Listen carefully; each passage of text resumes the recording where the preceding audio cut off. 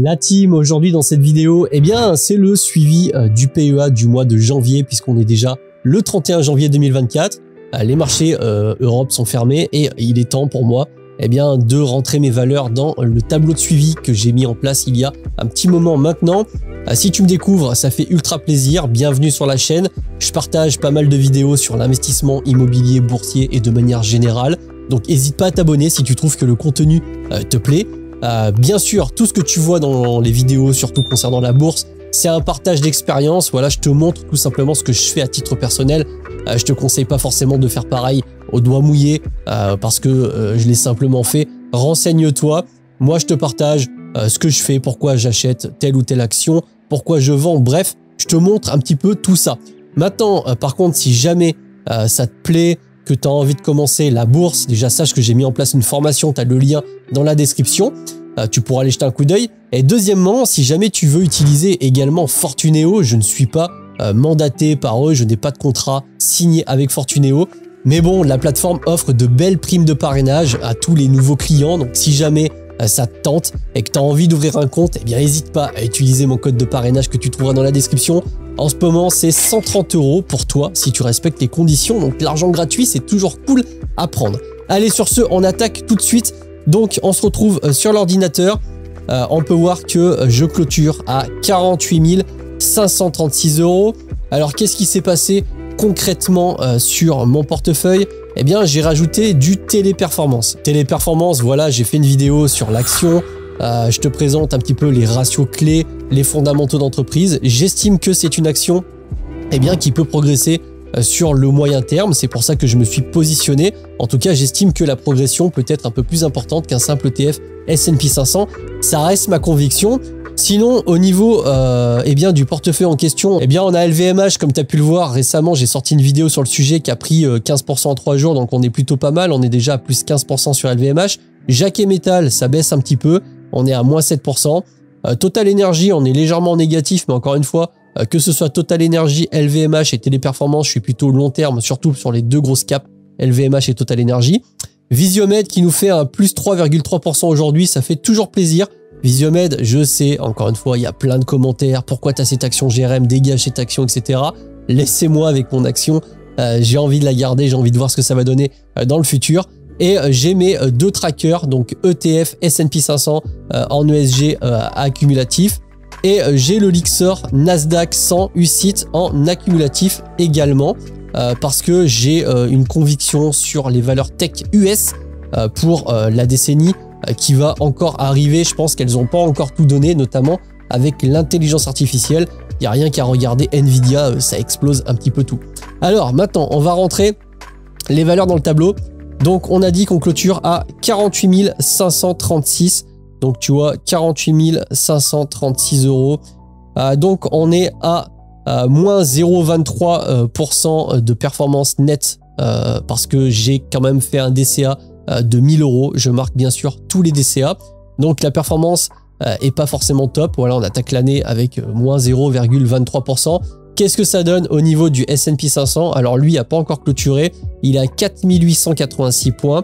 Et depuis le début de l'année, il a fait plus 3%. Donc on est encore une fois largement en dessous.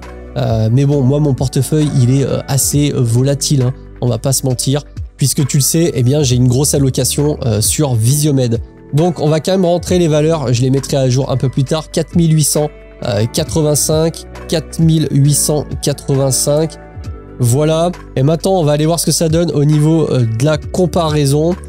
Voilà un petit peu la courbe de comparaison. Donc je le rappelle, en bleu c'est mon PEA, en rouge c'est le S&P 500. J'ai décidé de me comparer au S&P 500. J'aurais pu me comparer à l'indice World, mais j'ai décidé de me comparer au S&P 500. Voilà, c'est ce que j'ai envie de faire. Je suis légèrement en dessous et sache que voilà, j'ai fait également un diagramme avec des barres. Donc on peut le voir, 2020. Mon portefeuille était à moins 8%, le marché était à plus 16. 2021, mon portefeuille a fait plus 40,5%, ce qui est énorme. Le marché était à plus 27 globalement. 2022, j'ai été porté par Visiomed, on a fait plus 15,4% quand le marché était quasiment à moins 20. 2023, j'ai été malheureusement, contrairement à 2022, un peu desservi par Visiomed et j'ai fini à moins 3,43% et le marché était à plus 24%. donc très grosse année. Et j'ai fait notamment une modification, donc tu n'hésiteras pas à retélécharger le fichier parce que sur la droite, tu as le Compound Annual Growth Rate noté PEA-CAGR. Globalement, c'est l'intérêt cumulé depuis le début. Donc moi, j'ai les variations et les valeurs depuis le 1er janvier 2020, même si j'ai mon portefeuille depuis plus longtemps. Mais avant, je m'en occupais pas, je ne faisais pas de DCA, je n'apportais rien dessus. Et donc, mon portefeuille est à 8,24% de CAGR depuis le 1er janvier 2024, alors que le S&P 500 est à plus 10,7%. Donc encore une fois, très dépendant de Visiomed, société ultra risqué en retournement, très volatile, donc il y a pas mal de spéculation sur le titre.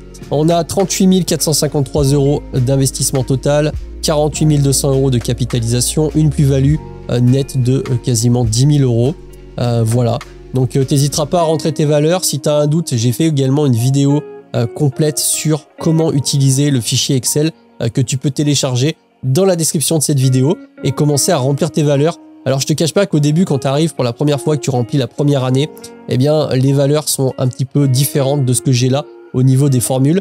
Mais si tu as besoin d'un conseil ou de quoi que ce soit, n'hésite pas à me rejoindre sur Discord. Le lien encore une fois dans la description. Et tu pourras sans souci solliciter la communauté et directement me demander.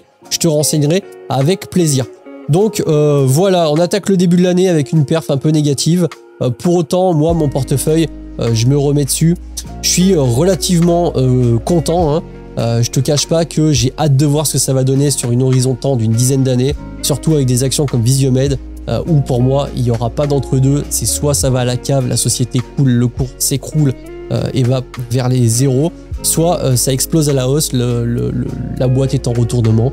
Moi, je te cache pas que c'est un petit peu ma conviction. Et puis sinon, les trackers, plus 15% sur l'ETF S&P 500.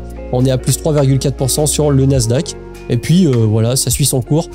Cette année-là, j'ai dans l'idée d'alimenter et le PEA pour faire le suivi, bien sûr, avec au moins 1000 € de DCA et plus si possible.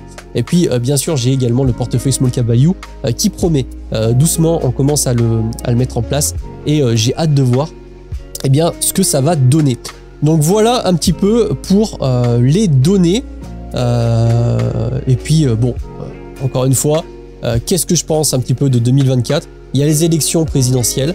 Est-ce que Trump va passer ou pas? On a vu ce que ça a donné sur les marchés boursiers quand il était au pouvoir, quand il était président des États-Unis. Moi, j'ai bien aimé. En tout cas, les années étaient plutôt très correctes. Donc, à voir. Moi, je pense qu'on est sur une bonne année, encore une fois, s'il n'y a pas de problème majeur. Et puis on verra. Sur ce, si tu as aimé la vidéo, n'hésite pas à liker. Ça fait plaisir. Encore une fois, code de parrainage en description. Tu as également les liens vers mes différentes formations, surtout si tu débutes la bourse. Ça va vraiment t'aider, ça t'évitera bien de faire des erreurs classiques qui peuvent te faire perdre pas mal d'argent. Et puis sur l'immobilier, c'est un petit peu mon domaine de spécialisation. Tu as une très grosse formation de plus de 25 heures qui t'apportera énormément de valeur. Et moi, je te dis à la prochaine. Je te laisse avec ce guide bourse que j'ai fait il y a quelques temps et qui est, de mon point de vue, relativement intéressant pour se faire une petite base. Et puis sur ce, je te dis à la prochaine. C'était Jérém. Salut!